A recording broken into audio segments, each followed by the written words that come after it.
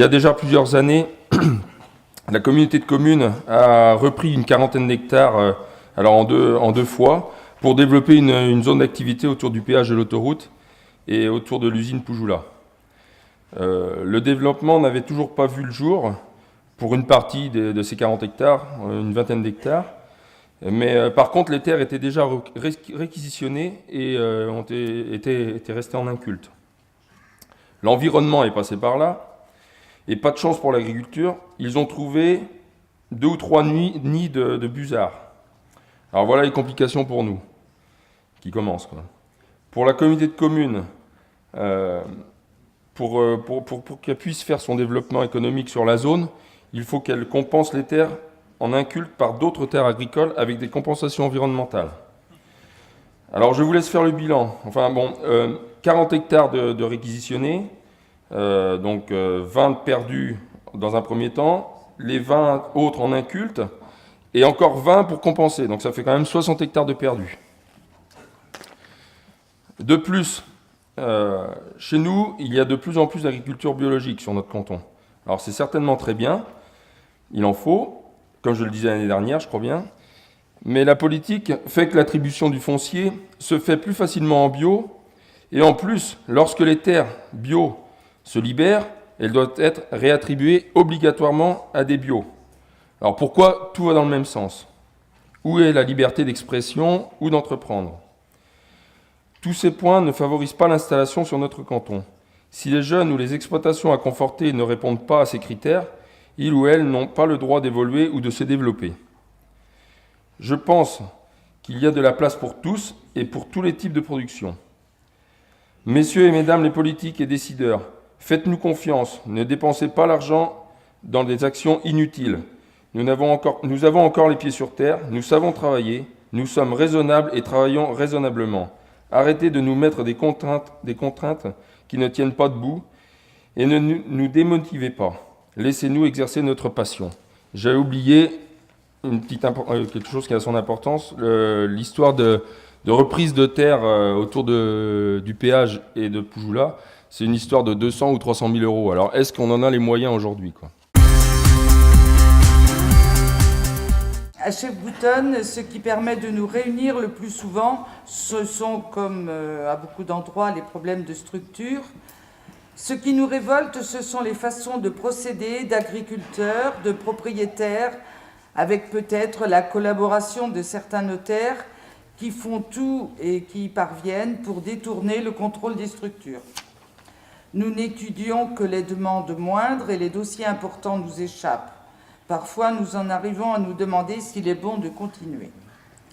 Par contre, quand l'appât du gain n'est pas le seul moteur, on peut arriver à des issues satisfaisantes pour tous. J'en veux pour preuve l'exemple suivant. 2 exploitations céréalières de 100 hectares ont permis l'installation d'un jeune et de conforter d'autre part une exploitation existante. Quelques jours avant notre dernière réunion cantonale, j'ai appris, c'est le président qui parle, que pour prétendre à l'ICHN, les surfaces en céréales consommées par les animaux seraient désormais exclues pour le calcul du taux de chargement. L'élevage caprin, qui est encore relativement important sur notre canton et qui pouvait prétendre à l'ICHN, pourrait être fortement impacté par cette mesure. Même s'il était maintenu, ce soutien, bien sûr, ne permettrait certes pas de dynamiser de façon conséquente la production caprine, car c'est bien grâce à un prix rémunérateur que l'on retrouvera une dynamique économique sur notre territoire. Cependant, tout ce qui peut favoriser le maintien de la production devrait être sauvegardé. Un fait important a encore marqué notre année syndicale, c'est la visite de notre archevêque, Monseigneur Pascal Winzer, lors de sa visite pastorale. Nous l'avons reçu sur un après-midi complet. Ce fut l'occasion d'une visite d'exploitation et de la présentation de l'agriculture de notre canton et du sud de Deux-Sèvres en général. Ce fut une rencontre conviviale face à un interlocuteur à l'écoute de toutes nos problématiques et émettant des avis tout à fait en accord avec nos différents ressentis. Une fois n'est pas coutume, et venant d'une personne d'une telle notoriété, nous n'en avons pas l'habitude et de ce fait, nous en fûmes comblés. Le canton de Frontenay-Rouen-Rouen, c'est un canton qui a de fortes attentes, notamment vis-à-vis de la coopérative de l'eau, concernant le stockage. C'est un canton où beaucoup d'installations se sont faites ces 15 dernières années sur des exploitations détenantes d'irrigation. Et donc la pérennité des systèmes dépend un petit peu de l'enjeu à venir par rapport à ces retenues de substitution qu'il faut qu'on arrive à mettre en place. C'est un canton qui a été largement laitier par le passé. Il l'est beaucoup moins. Aujourd'hui, on a deux types d'exploitations laitières. Celles qui ont fait de gros investissements récents, avec une vraie dynamique de production, mais une trésorerie qui a juste retrouvé un niveau correct après l'année écoulée et qui aborde avec beaucoup d'inquiétude l'année à venir. Et d'autres qui sont moins investis, avec une pérennité moins garantie. Dans ces deux types d'exploitation, on ramène une directive nitrate avec des normes de stockage supplémentaires. Pour les uns, c'est une impasse économique, et pour les autres, c'est l'ouverture de la porte de sortie assez rapidement. Danger pour demain. Côté protection des prairies, on est en train de nous mettre en place des schémas de protection sur les prairies permanentes. Première étape. La seule chose, c'est que les prairies temporaires de longue durée sont très mal considérées, puisqu'elles sont considérées prairies permanentes. Ce n'est pas vraiment une incitation à remettre en herbe certains territoires. Et sur le canton, on a eu quelques essais prometteurs de fonds de vallée remis en prairie à la place de maïs grain sur des jeunes installés. Si demain ces prairies deviennent figées dans le temps, il est clair que c'est mettre en difficulté leur exploitation, c'est surtout les inciter à retourner ces prairies assez rapidement pour conserver leur droit à en faire ce qu'ils veulent dans l'avenir. Autrement dit, sur notre territoire, ce qu'il nous faut demain, c'est une vraie lisibilité. Nous sommes à cheval entre la plaine, le marais, entre des territoires à enjeux productifs non négligeables, une capacité à produire de la valeur ajoutée, et puis des territoires à enjeux environnementaux qui sont affichés clairement, qu'on ne peut pas nier et qui sont clairs. Mais il faut qu'on sache où on veut aller et qu'on prenne une vraie concertation avec les élus locaux, avec les dirigeants des secteurs, pour définir une feuille de route, pas une feuille de route pour 3, 4, 5 ans, une feuille de route pour 10 ou 15 ans.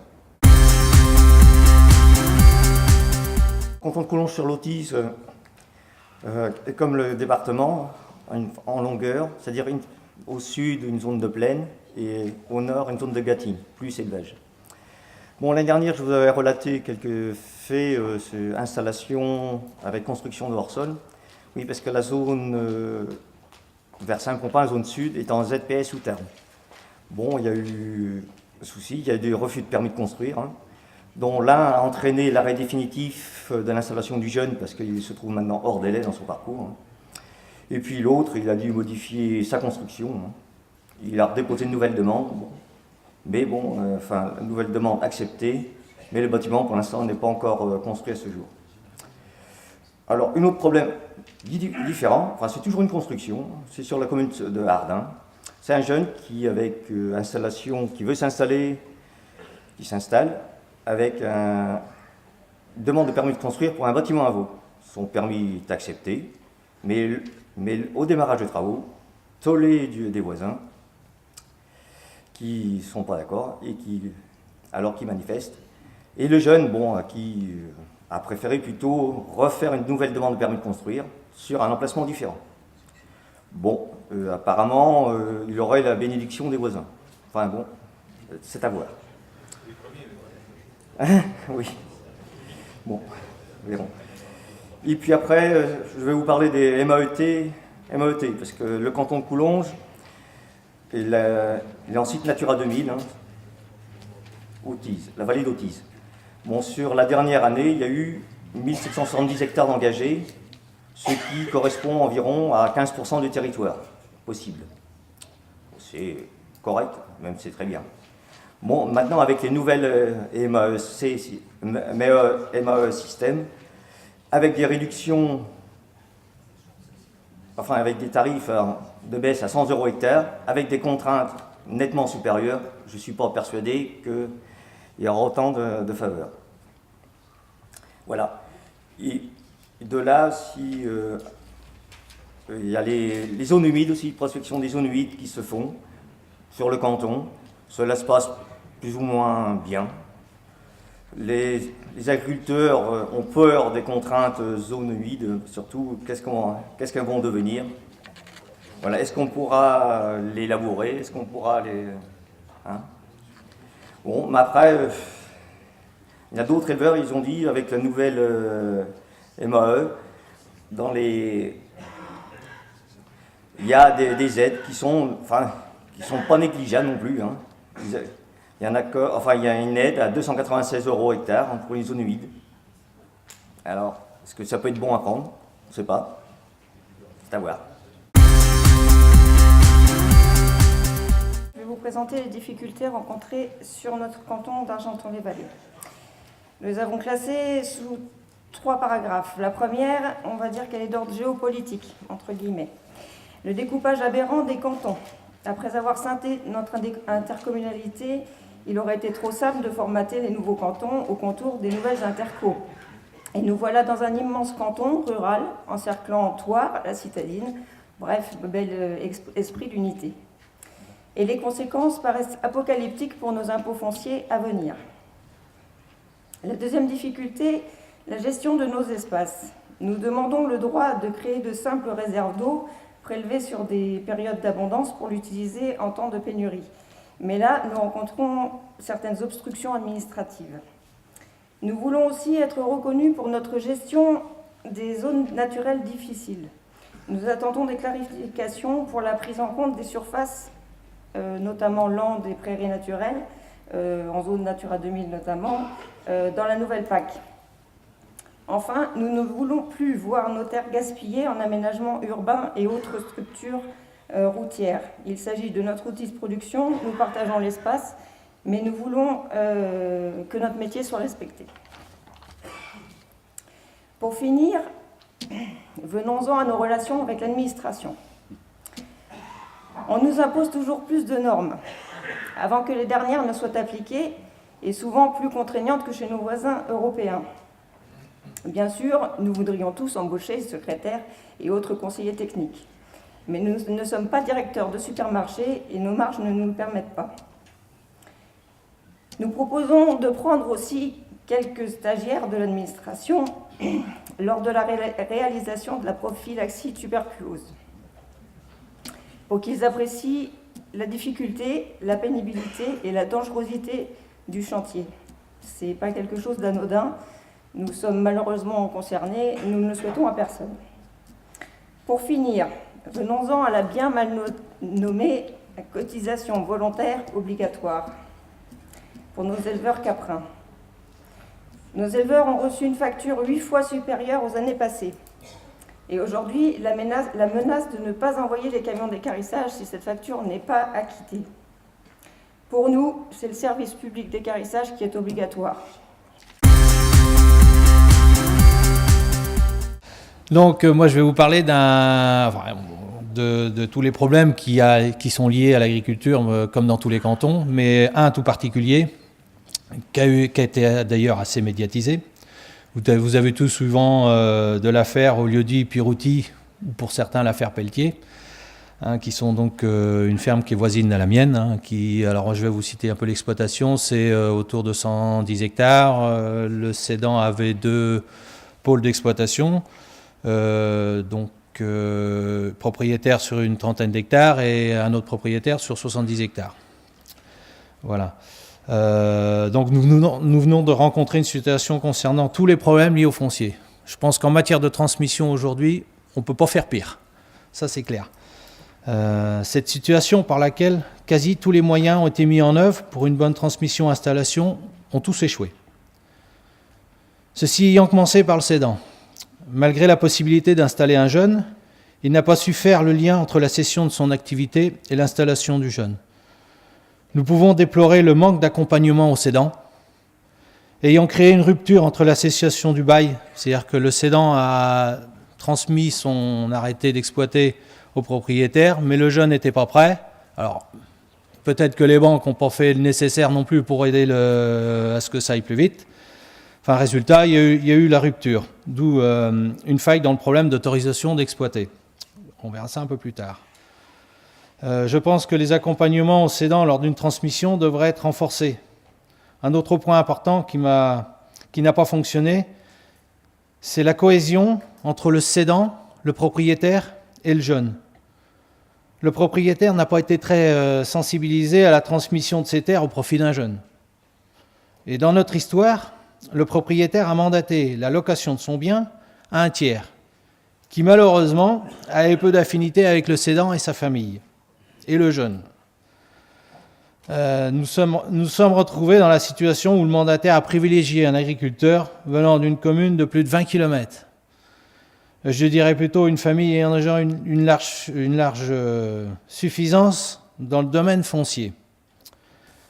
Et pourtant, la commission structure du canton de Meuléon a bien fonctionné. Le voisinage a joué le jeu. C'est-à-dire que quand tout le monde s'est retiré sur l'affaire pour dire comme ça, c'est le jeune qui s'installe, il n'y a pas de souci, on le laisse faire. Mais, à notre grande surprise, ce nouvel agriculteur s'est mis à retourner les champs. C'est une exploitation d'origine élevage. Il y a pour 70% de l'herbe et quelques bons champs qui sont potentiellement cultivables.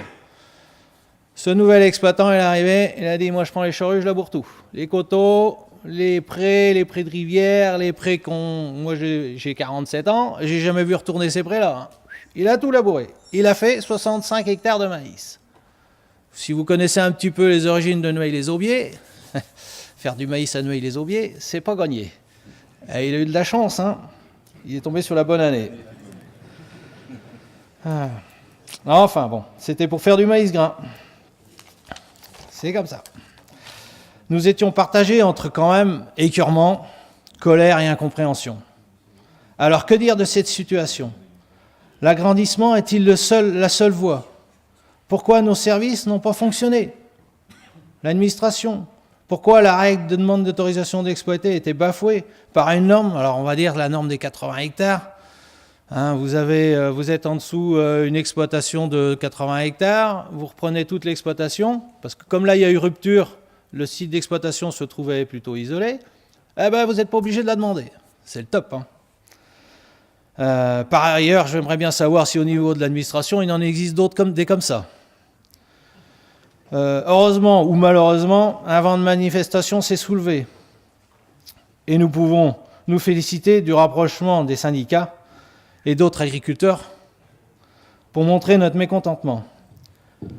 Cette mobilisation importante, largement diffusée dans les médias, a pu faire évoluer les démarches.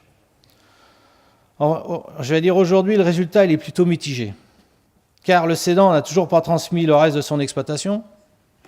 Je pense que c'est peut-être le plus gros perdant, hein. Ainsi que le village et 4 hectares qui sont au lieu-dit du Pirouti, dont il est propriétaire. L'autre partie, 65 hectares, est désormais inexploitée au vu des dernières informations.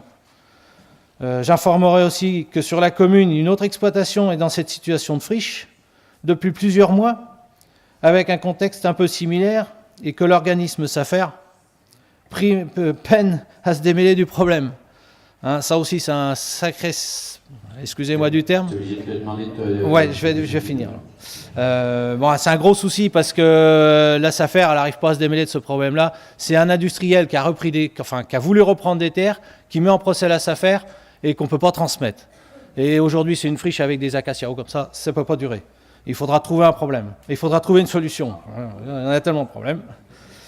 Donc je vous rappelle que cela fait quand même 120 hectares sur la commune qui sont inexploités, avec des démêlés judiciaires sans fin, et que le but est quand même, en premier lieu, l'installation, afin que ces terres deviennent enfin nourricières. La moralité de l'histoire est toujours la même. Si les prix étaient rémunérateurs à un niveau acceptable, et si nous pouvons protéger l'emprise foncière, nous pourrions peut-être atténuer ce genre de phénomène. Moi, je vais intituler mon petite intervention dans le sens où le canton de Mazières ne veut pas devenir un sanctuaire. Deuxième titre, c'est la tyrannie de l'opinion ou l'absence de courage politique. Aujourd'hui, des associations émergent ici contre une porcherie, ici contre une porcherie, là-bas contre un bâtiment hors sol, des éoliennes ou contre l'arrachage de haies. Il y a des sivins en embryon partout. On retrouve le même esprit animant ce genre d'association. Pas dans ma cour. J'ai acheté pour ce paysage, rien ne doit changer. Mais comme ces arguments ne sont pas suffisants, une autre tactique est utilisée, que l'on résumera ainsi: quand on veut tuer son chien, on dit qu'il a la rage. Tous les moyens sont bons. Face à ces mouvements, le premier réflexe, c'est de se sentir victime, incompris, démobilisé. Mais si nous ne réagissons pas avec méthode, ils vont gagner. Le premier facteur de réussite face à ces contre-tout, c'est la solidarité et la mobilisation de tous ceux qui ont encore le sens de l'intérêt collectif. Pas toujours facile, car la tendance naturelle de tout à chacun, c'est le repli quand il y a de l'orage. On se met à l'abri. Ensuite, il nous faut trouver des alliances pour finir par une phase de proposition, d'action et d'information. Une chose est sûre, si nous ne nous prenons pas par la main, n'attendons rien des autres. Pour finir, je tiens à rendre hommage à une grande figure du syndicalisme de notre canton qui nous a quittés, un Gâtinais pure souche, Michel Dupont. Michel Dupont était un homme pour qui il n'y avait pas de problème, mais des solutions. Essayons de nous en inspirer. Alors je vais d'abord commencer par les bonnes nouvelles, après les plus mauvaises. Il y a eu des élections municipales et la FDSEA, à juste titre, avait dit qu'il faut s'engager au sein des conseillers municipaux. Alors sur le canton de Melle, eh bien, résultat du scrutin, nous avons donc, il y a 12 cantons, 4 responsables qui sont devenus maires, dont 2 anciens présidents cantonaux et ensuite dont 2 responsables communaux. Plus de nombreuses personnes à la Fédé qui s'investissaient pas mal au niveau local, qui ont pris des places d'adjoints dans divers communes. Donc ça me paraît déjà important. Deuxième, donc, réussi. Ensuite, deuxième point, c'est au niveau des élections MSA.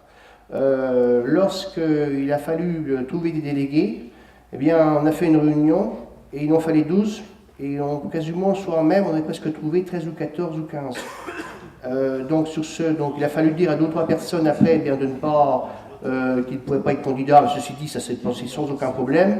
Et derrière, eh bien, il fallait aussi, bien entendu, que les gens aillent voter. Et par rapport, disons, au taux de vote, eh bien, le canton de Melle a été pas mauvais, hein, un peu plus que la moyenne. Donc, ce côté, ça va. Maintenant, ben oui, il faut maintenant commencer à parler un petit peu de ce qui ne va pas si bien. Ce qui va pas si bien. Sur les productions, je vous rassure, j'en parle pas parce que vous êtes intervenus les uns les autres. Melle, c'est comme les autres cantons, on a les mêmes problèmes. Hein. Alors, les thématiques locales, eh bien, nous avons sur Melle un syndicat d'eau où on est actuellement en surveillance, en veille, puisqu'il y a un hydrogéologue qui a rendu quand même, il y a quelque temps déjà, une étude que sur 3000 hectares, eh bien, il pourrait être interdit des ponts du fumier, de l'engrais, etc. Et c'est sur un bassin où il y a de nombreux exploitants, porcs, vaches laitières, etc. Enfin, des jeunes, enfin tout ce que la FDSEA défend, c'est-à-dire des productions qui apportent de la valeur ajoutée. Donc nous continuons à surveiller parce qu'on sait que depuis éventuellement, pourquoi pas agrandir ce zonage. Alors, bon, on veille. Et sur ce, eh bien, les agriculteurs se sont pris par la main, puisqu'il y a à peu près 25 à 30 personnes, dont des gens qui sont installés ici, qui sont actuellement, qui travaillent sur un projet de méthanisation. Donc, ce qui prouve quand même que les agriculteurs, eh bien, pour le respect de l'environnement, etc. et tout, mais ils savent aussi se prendre par la main. Alors, essayons pas non plus d'en rajouter par rapport à ça. Et ensuite, nous avons aussi une petite zone qui jusque-là, c'est la chauve-souris. On a un endroit qui s'appelle les carrières de Loubeau, où il y a une rocade qui passe, et il y a une protection des chauves-souris. Bon, jusque-là, tout va bien, une petite zone. Mais depuis quelque temps, il y a des gens qui commencent à prendre des photos, qui commencent un peu à diverses réunions, à dire qu'il faudrait peut-être prévoir une extension. Alors là, attention, hein, ça va commencer à suffire aussi, hein, parce que là, c'est le coup qu'on est en train d'étouffer l'agriculteur. Et par rapport à tous ces problèmes, il y a une jeune dame qui souhaitait s'installer rapidement parce que les 40 ans allaient arriver, donc pour obtenir les aides. Et sur ce, eh bien, elle a voulu construire sa parcelle, son bâtiment sur une parcelle, elle ne pouvait pas, à cause d'un problème directive nitrate, etc. Donc nous sommes cherché très vite solution pour elle, pour qu'elle puisse, eh bien, malgré tout, mener à bien son projet. Mais c'est pas gagné. En 2014-2015, bis repetita, même canton, même problématique. Avec les mêmes ingrédients, on fait les mêmes recettes, à nous agriculteurs, concitoyens urbains, à rendre le résultat meilleur. Alors les ingrédients, d'un côté les terres, de l'autre les maisons, d'un côté les zones agricoles, de l'autre les zones économiques et commerciales, d'un côté les tracteurs, matériels et effluents qui salissent les routes, ralentissent les voitures, désodorisent la campagne. De l'autre notre population pressée d'embaucher, de débaucher, en empruntant, c'est plus rapide, les chemins de traverse, comme autoroute à semaine, ou comme piste d'athlétisme le week-end, voire comme décharge publique sur les bas-côtés. D'un côté, une vision agricole viable et productiviste, de l'autre, un souci de l'environnement, de la sensibilité des animaux, d'attente de produits frais, mais bien sûr pas chers, de circuits courts. D'un côté, une mentalité rurale influencée par l'urbain, de l'autre, une sensibilité citadine, qui veut s'approprier le bon côté du rural. Alors la recette, c'est certainement une autocritique de l'agriculture de notre canton, un effort de communication, d'ouverture de nos exploitations au public, d'explication, de réponse aux demandes de nos résidents. Cela, bien sûr, accompagné d'une meilleure écoute de nos élus, que ceux-ci nous prennent plus en considération dans leur prise de décision et nous acceptent mieux dans leurs instances. On mélange le tout pour plus de concertation, de réunions ou rencontres, et surtout de civilité de la part de chacun. Le résultat, ce sera de meilleures relations sociales et humaines, coexistence renforcée, d'où des conflits désamorcés, un bien-être amélioré, une intégration de l'agriculture favorisée. 2016, nouveau canton ou nouvelle problématique, point d'interrogation. Alors j'ai une info de dernière minute de la part de Jean-Marc. Cet après-midi, il y a une réunion Natura 2000 avec un projet d'extension de la zone ZPS sur Niort, Sainte-Pezaine, Saint-Liguer et Coulonges. Alors on nous dit pas de contraintes supplémentaires, mais on n'est pas dupes. Hier, un adhérent a démissionné. Son fils était en train de s'installer et il a vu un jeune agriculteur, membre du conseil d'administration des JA, venir faire de la surenchère sur les terres qu'il convoitait. Il faudra quand même s'interroger si le débat collectif, on le met en pratique ou si on ne le met pas en pratique. Et je vais citer le nom de ce jeune agriculteur, il s'agit de Noël. C'est un nom connu dans le secteur. Je préfère le dire. Il est peut-être plus membre du bureau des JA, mais il l'a été. Mais voilà, il faut aussi qu'on se le dise, quoi, à un moment donné.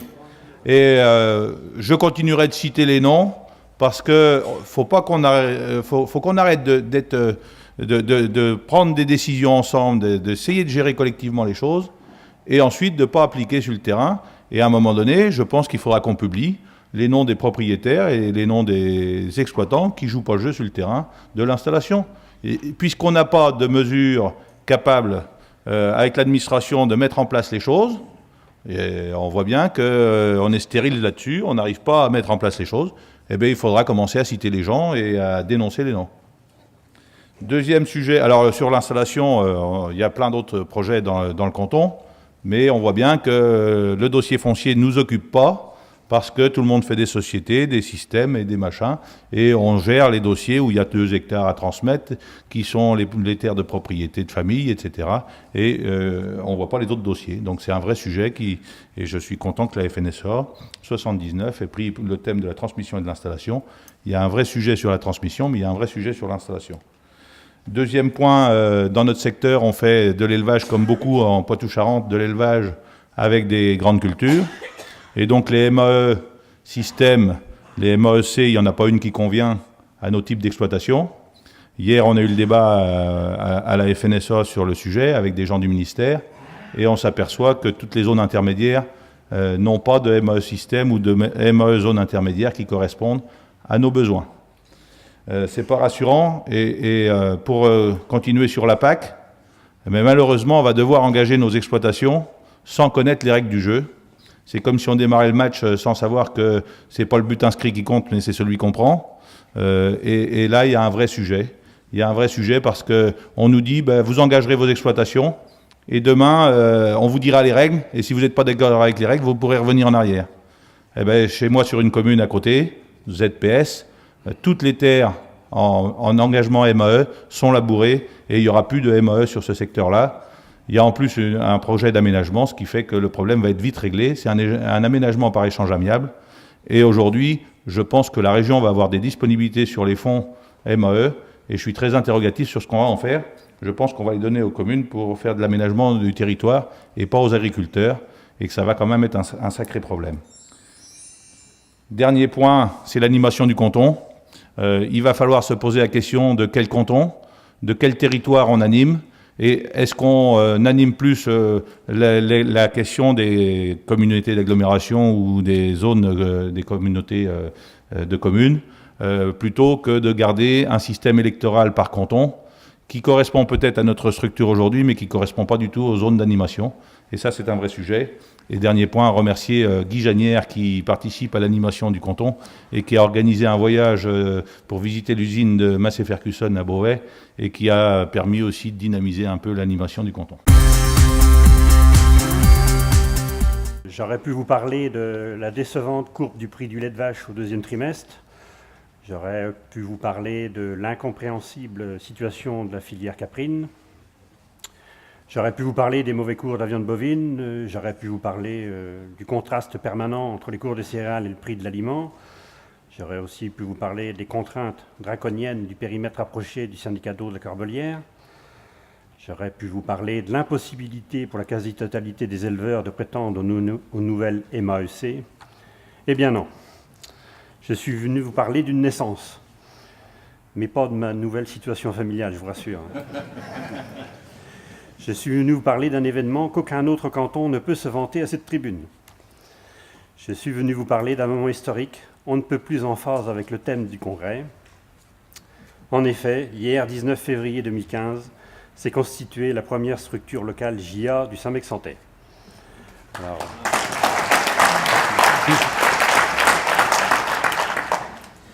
Au-delà de la dynamique locale espérée, le challenge de notre canton sera bien le renouvellement des générations, en anticipant et en travaillant bien en amont du flux des départs dans la prochaine décennie.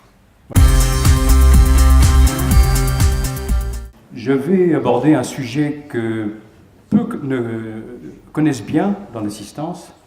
Ce sera un sujet qui mêle en même temps la problématique agricole et la problématique citoyenne. J'en profite parce que je crois qu'on a un sénateur dans la salle et puis il y a d'autres élus. Il est question du SRCE. Alors c'est un sigle barbare qui veut dire le schéma régional de cohérence écologique. En clair, ce document est mis en consultation au jour d'aujourd'hui. Dans ce SRCE, il y a la trame verte et bleue. Beaucoup d'entre nous en ont entendu parler. Il est mis en consultation au jour d'aujourd'hui auprès des collectivités, des élus, communaux, cantonaux et communautaires.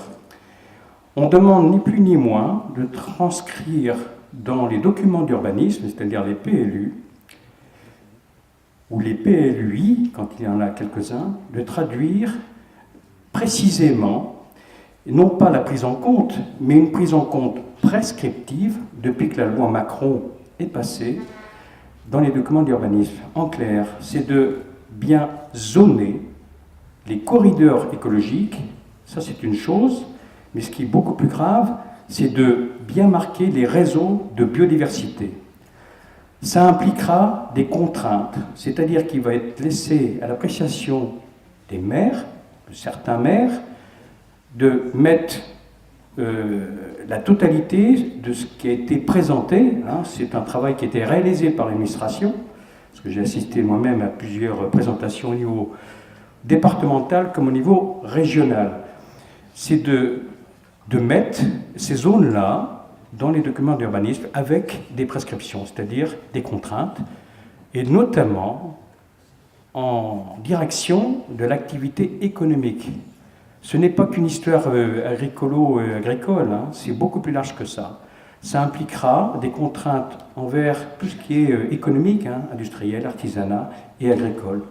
Donc, ceux qui ont la capacité d'émettre un avis bon nombre de mes collègues sont élus, maires, c'est de mettre un avis défavorable en l'état sur ce RCRCE. Parce que la méthode qui risque de s'appliquer, c'est-à-dire que ce SRCE, cette trame verte et bleue qui a été définie au niveau régional à une échelle de 1/10 millième, il va falloir faire un focus et descendre à la parcelle. Moi, je me demande qui peut prendre une telle responsabilité, même pour un élu local, de traduire ces futures contraintes demain dans les documents d'urbanisme qui s'imposera à tous les citoyens de nos territoires. Derrière, ça va engendrer certainement une baisse de l'activité économique, c'est certainement pas le moment au jour d'aujourd'hui. C'est pour cette raison-là que j'alerte toute la profession et plus généralement les politiques qui sont venus à notre congrès. Le canton de Souconnelly que je représente est en plein milieu du département, un canton de référence, bien entendu. Vous en douterez pas. Alors par contre, nous subissons de façon incessante et récurrente l'attaque des sangliers. Alors il y a un manque à gagner pour les agriculteurs, bien entendu, mais nous souhaiterions à ce qu'il y ait un travail soit fait, réalisé, sur les indemnités, parce que nous en subissons vraiment les conséquences. Bon alors, si vous voulez vraiment m'entendre, ça va être mieux.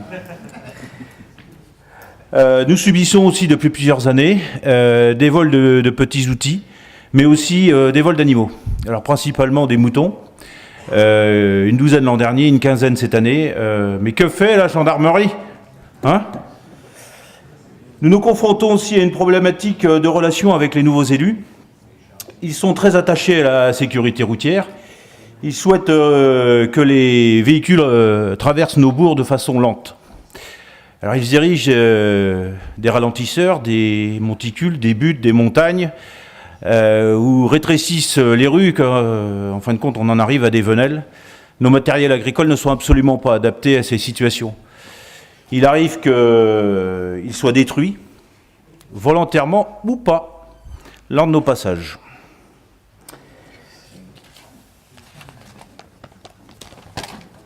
C'est un réel problème et nous souhaitons une concertation afin que cette situation ne se pérennise pas. Parce que ça pose quand même pour nous, pour traverser les bourgs, des problématiques assez graves, quoi. Plus grave, dans notre canton, l'arboriculture fruitière est une production qui est pourvoyeuse d'emplois, qui a toujours été inscrite dans notre vie, dans notre fonctionnement économique. Nous venons encore d'apprendre qu'une exploitation d'une 50aine d'employés, je vais le répéter, une 50aine d'employés, ça fait quand même un sacré poids, qui vient de cesser de fonctionner. C'est quand même aberrant, c'est grave, c'est très grave dans un milieu rural comme le nôtre, parce que l'industrie, il n'y en a pas. Et 50 employés, je le répète encore une autre fois, dans le milieu agricole, ça marque. Alors pour notre économie, je voudrais que tout le monde enregistre bien ce chiffre. Parce que c'est une entreprise qui ne pourra plus fonctionner et c'est une production qui est en train de péricliter. C'était un de nos fleurons, ça ne le sera plus. Bon, pour finir sur une note plus positive, nous avons décidé depuis 3 ans dans mon canton, avec mes collègues anciens exploitants, que je remercie parce qu'ils sont très actifs sur mon canton, j'avoue qu'ils ont cette particularité-là, de faire en sorte qu'il y ait un lien qui se crée entre les anciens, les actifs et aussi auprès de la population. Donc nous créons différentes activités au fur et à mesure des années et cette année nous avons créé un voyage pour aller visiter une usine. Je vois que mon collègue a fait la même chose. On a les mêmes idées, des bonnes idées donc. Oui, j'arrive. Arrête de frapper dans le micro, j'ai fini. Donc nous avons fait un voyage au Mans pour visiter une usine de construction de tracteurs. Et puis ça a été très très bien relayé et tout le monde a apprécié. Bon, sur le canton de Saint-Savaran, comme vous le savez, c'est un secteur un peu plus élevage. Et en réalisant le tour de mes cotisations, j'ai remarqué beaucoup d'inquiétude et de morosité chez nos exploitants. Inquiétude avec la nouvelle PAC, sur des montants d'aide à la baisse et qu'on ne peut pas estimer. Inquiétude sur le verdissement, que de nouvelles contraintes, comme le passage de prairies temporaires de plus de 5 ans en prairies permanentes, ou pour les zones humides, quelles contraintes demain. Inquiétude sur la baisse des cours de marché et plus particulièrement sur celle de la viande en 2014. On se demande si nos coopératives sont bien là pour défendre nos producteurs ou bien pour leur profit. Beaucoup de productions sont concernées aujourd'hui par des prix non rémunérateurs.